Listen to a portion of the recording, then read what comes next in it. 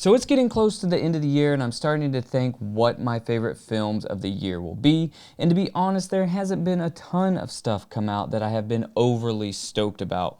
But Exhuma is one of those films that I can't stop thinking about, and it's one of the few film releases in 2024 that I have watched multiple times.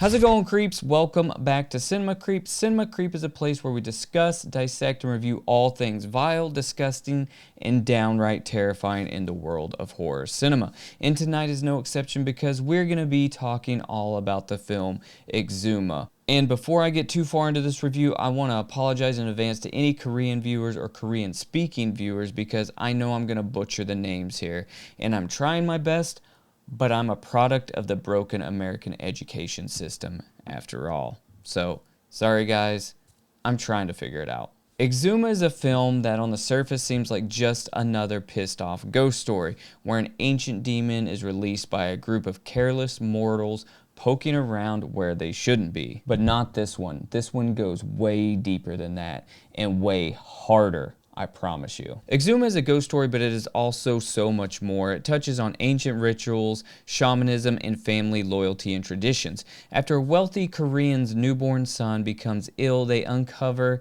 that the reason for the baby's illness must be a grave call from a vengeful and unhappy ancestral spirit. The family realizes that there must be something wrong with the burial site, making the ancestor unhappy in the afterlife, so they decide to exhume the body to move it. Now, I definitely will be the first to tell you I also have family members that I know would haunt from the afterlife just to complain that their grave is pointing in the wrong direction. So I definitely get it. But this problem leads the family to enlist specialists who are a feng shui master and a mortician, played by Choi Min-sik and Yoo Hae-jin, who both give excellent performances in this film. Sorry about the names. They then join forces with Sang Desk and Young Jong, who basically run a funeral home to help with the exhumation. And this is where the fun starts, because once they begin to dig up the ancestor's coffin, they begin a ritual that to a foreign viewer like me is insanely captivating and interesting. And you probably fucking guessed it, this is where all hell begins to break loose. Exhuma is full of atmosphere with creepy dark graveyards, old mansions, and dimly lit rooms. It's filmed beautifully, and the actors all do a great job. Although at first watch, I didn't understand all the traditions and rituals taking place in the film, but it led me to additional research once the film was over, and I began exploring the topics of feng shui for burial, Korean shamans, and geomancy. And trust me, that shit is gnarly.